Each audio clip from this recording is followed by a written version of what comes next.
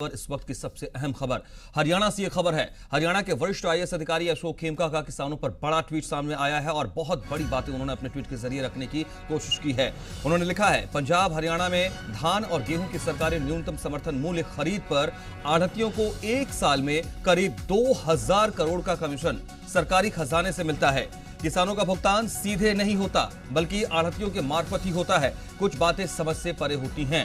ये उन्होंने अक्षरशः ट्वीट किया है। उनके ट्वीट के ये कुछ वर्ड्स हैं जो उन्होंने अपने ट्वीट में लिखा है। उसके अक्षरशः क्या बातें हैं ये आपको हम बता रहे हैं। उन्होंने इस तरीके से लिखा, पंजाब हरियाणा में जो समर्थन मूल्य है न्यूनतम, वो आढ़तियों को एक साल में करीब 2000 करोड़ का होता है कमीशन और ये सरकारी खजाने से उनको दिया जाता है। ये बहुत बड़ी बात उन्होंने रखी है। इसके अलावा वो ये कहते हैं कि किसानों को भुगतान सीधे नहीं बल्कि आढ़तियों के मार्फत ही किया जाता है। कुछ बातें समझ से परे हैं। ये बात रखी है वो आपको बता दें वरिष्ठ आईएएस अधिकारी अशोक खेमका ने, जो लगातार इस तरह की बातों को लेकर के चर्चाओं में रहते हैं और एक बार फिर से उन्होंने अपने ट्वीट के जरिए बड़ी बात रखने की कोशिश की है। हमारे साथ इस वक्त सांसद दीपेंद्र हुड्डा जी जुड़ रहे हैं कांग्रेस से। दीपेंद्र जी, बहुत स्वागत है आपका जी मीडिया पर।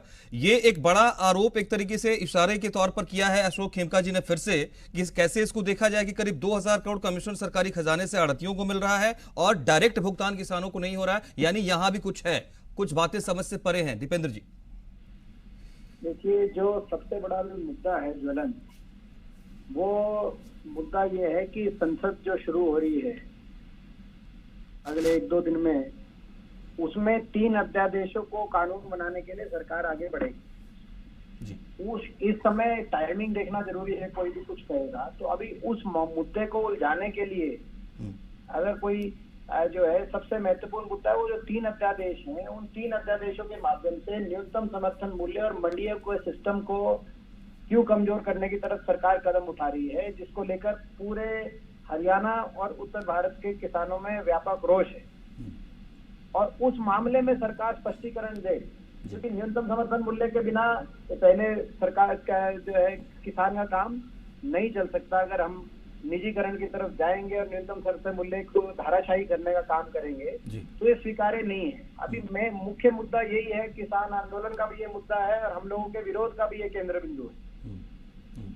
लेकिन अशोक खेमका जो बाकी इसके बाद जो पूरी प्रणाली है उसको फाइन ट्यून करने के लिए कहाँ पे किसान का मुनाफे को कैसे बढ़ाया जा सकता है, वो सारी बातें जो है उन सारी बातों पे चर्चा की जा सकती है। मगर जब मुद्दा देश की संसद के सामने एक हो और 2-4 दिन में देश की संसद उस पर अपने मतदान करने जा रही हो, उस समय जो है सारा देश का किसान उस मुद्दे को लेकर आगे आया हुआ हो, तो अभी आप पहले उस मुद्दे पे फैसला दीजिए।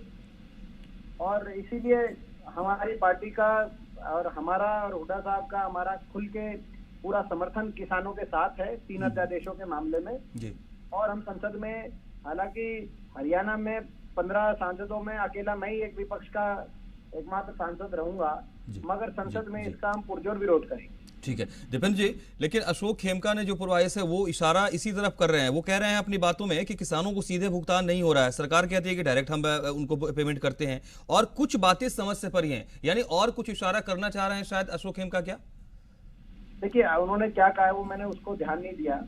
उन्होंने क्या कहा है, सरकार के बिहाफ पे कहा है या सरकार के ऊपर आरोप लगाने का काम किया है, क्या उनकी ट्वीट वगैरह मैंने देखी नहीं। मगर मैंने तो जो एक मुख्य मुद्दा था एमएसपी को कमजोर करने की तरफ ये 3 अध्यादेशों का जो मैंने उस पर अपनी प्रतिक्रिया आपको दी है जी।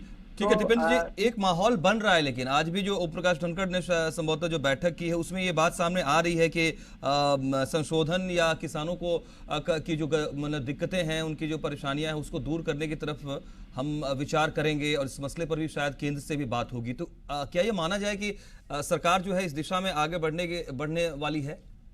देखिए, मैं इस सरकार की नीयत को नीयत पे प्रश्न चिन्ह लगाता हूँ, क्योंकि आपने देखा 3 सदस्यीय कमेटी जो बनाई, वो कमेटी, उनका रवैया आप देखिए बिल्कुल विरोधाभास आपको दिखेगा। एक और तो वो कहते हैं कमेटी के लोग उसमें मैंने देख रहा था कि भाई ये दुर्भाग्यपूर्ण रहा कि लाठीचार्ज हुआ। दूसरी ओर गृह मंत्री कहते हैं लाठीचार्ज हुआ ही नहीं।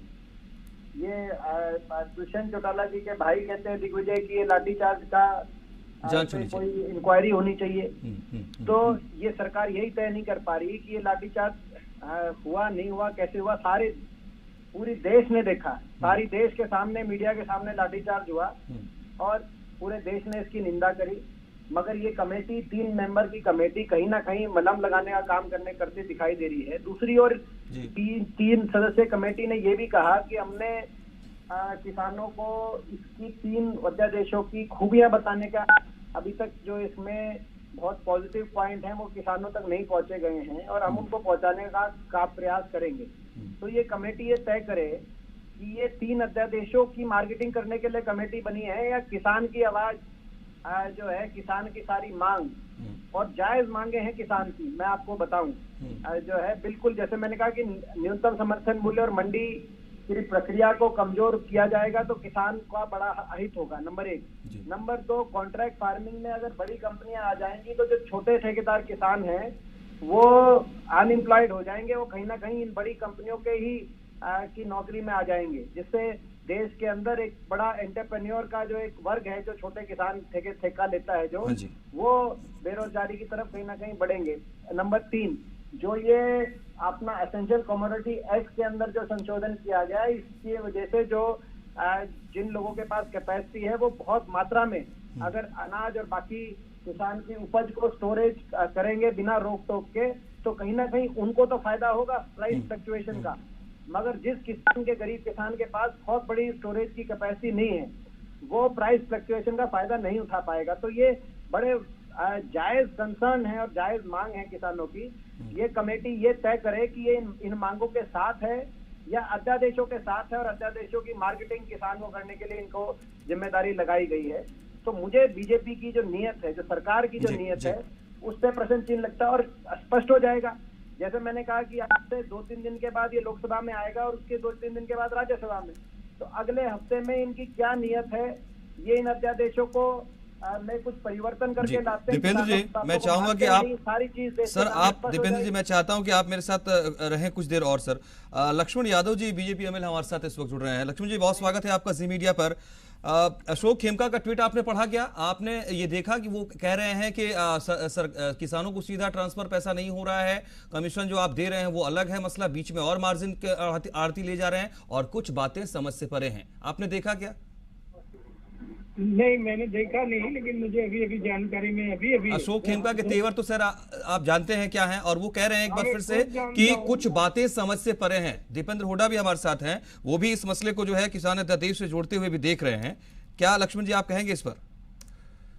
देखिए, इस बार जो किसान के माल की परचेजिंग थी वो भले ही आड़तियों के माध्यम से थी, लेकिन सीधा सीधा किसान को सीधा पैसा गया मस्टर्ड का। तो गेहूं का जरूर आड़तियों के माध्यम से पैसा दिया गया, लेकिन सीधा किसानों को दिया जा रहा है।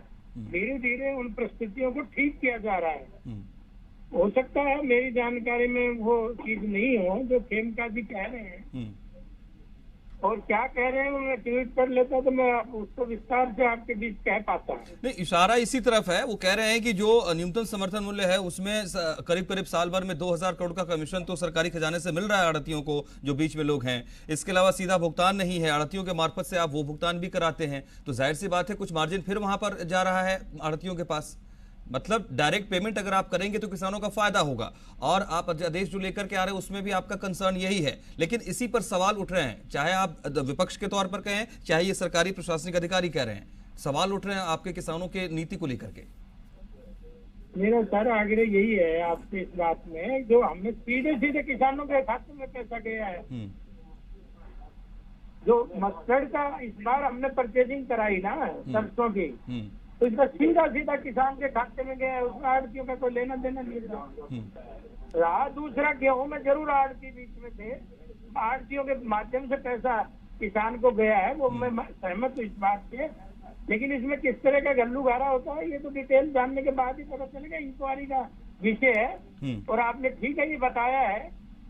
दीपेंद्र जी, आप हमारे साथ हैं, अगर ये तमाम दावे अब भी हैं कि सीधे सीधे किसानों को सीधा फायदा पहुंचाया गया है, इसमें कहीं कोई हेरफेर की बात है नहीं है, और आगे भी जो स्थिति रहेगी उसमें डायरेक्ट किसानों के साथ कंसर्न शो कर रहे हैं लक्ष्मण जी, तो फिर विरोध आप लोगों की तरफ से इतना क्यों? नहीं देखिए, ये वो मैंने कहा कि ये अलग अलग विषय भी हैं और संबंधित भी हैं। हाँ। जैसे कि लक्ष्मण जी कह रहे थे, मैंने भी खेमका जी ने क्या कहा नहीं कहा वो मेरे को भी जानकारी नहीं है, इसीलिए मैं उस पर अपना ज्यादा नहीं कहना चाहता। हमारा जो विरोध है, जैसे मैंने कहा, वो स्पष्ट रूप से जो 3 अध्यादेश हैं,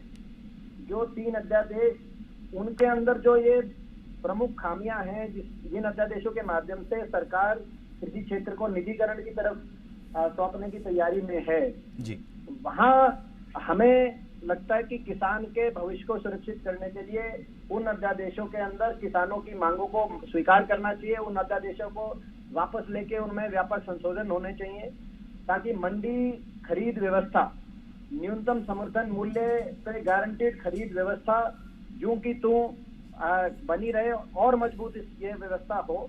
नंबर 1। नंबर 2, जो छोटा गांव का ठेकेदार किसान है, वो उस किसान को अदानी अंबानी जैसी बड़ी कॉन्ट्रैक्ट कंपनियों के ठेके, जो लाखों एकड़ में ठेका लेके खेती करेंगे, उनके कंपटीशन में उसी किसान को, छोटे ठेकेदार किसान को ना छोड़ा जाए, ताकि वो अपनी जो है जीविका उसकी सुरक्षित रहे।